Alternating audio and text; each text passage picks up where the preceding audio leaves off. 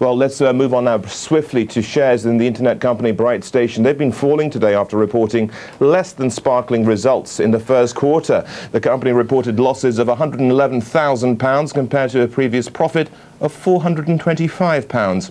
Although Bright Station says it expects strong revenue growth in the second half of the year as a result of increased investment. It's all still expecting some negative earnings for the year as a whole, though. Bright Station CEO Dan Wagner, he's here in the studio with me now. And Dan, you were laughing at the fact that we said that it was less than sparkling. Yes, well, I think it's important to point out that the results for the first quarter really are a footnote to the sale of our Information Services division to Thomson, which was concluded in the middle of May, which is really the middle of the second quarter, of course, and we were announcing today the first quarter results, which was when we were trading as Dialog.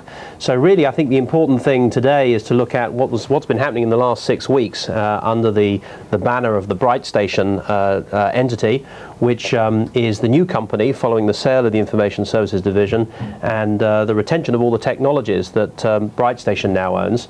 And in the last 6 weeks, of course, quite a lot of things have happened. We signed some important knowledge management deals with British Airports Authority and Yellow Pages to power their Yell.com.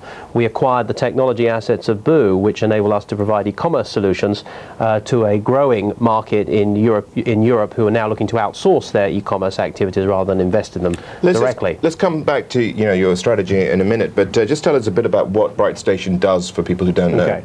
Well, Bright Station basically is a company that has 4 operating businesses within it, 2 in the e-commerce area and 2 in the web solutions or internet infrastructure area.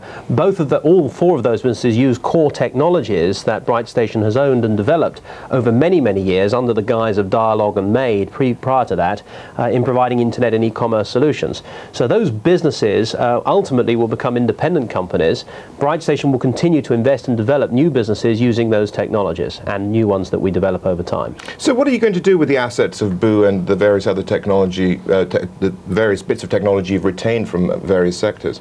Well, in the case of the Boo technology, those were absorbed into Sparza, which is an ASP business, application service provider, that enables retailers and manufacturers not to have to build their own infrastructure, technical infrastructure, to provide e-commerce in the marketplace. They're able to come to us and we will rent them space on our mainframes and our ready infrastructure. To go, basically. That's right. You come in with a catalogue. We'll load up that catalogue, and you can go live in 11 countries in Europe immediately. Is that where you see your major area of growth? No, that is one of our very major areas of growth. There is another in the case of knowledge management products and services, which is through our Smart Logic division. Recently, we appointed the chief executive of Inc2Me Europe to head up that division, Stephen Hill, and that business sells infrastructure tools to enable companies like Yellow Pages to deliver high-quality internet solutions like Yell.com by providing search and technologies to enable people to navigate around that site. That's just one example, and that's a very large business, competes with the likes of Autonomy and Inc2Me in the marketplace, all of which have very much larger market capitalizations than Bright Station or Smart Logic at the moment, but it's only been early days for us yet. Dan, moving on now and looking at you bought into Net Imperative with other companies. Yeah. Where do you think that you're going to really...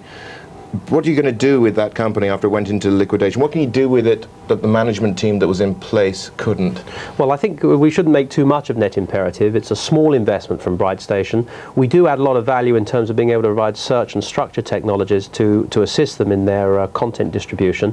And we're also very experienced in content aggregation and syndication, because that was the business we were in for so many years. So we add a lot of value to that business, and that's why we made a small investment. But we're only part of a consortium there, and it's not like the other businesses I described where we own 100% currently.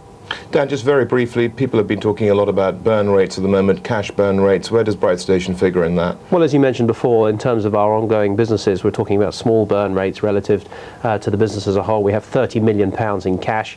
We're burning, in the last quarter, £1.5 million or thereabouts. We expect that to accelerate quite dramatically over the coming couple of years. But we're also looking to take outside investment and to spin off businesses. So I think that we feel very comfortable now. We've got no debt.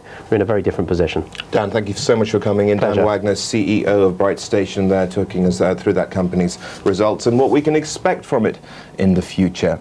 Moving on now, because it's over to John. He's at the Bloomberg Money Desk, having a look at some of the tech stocks on the move.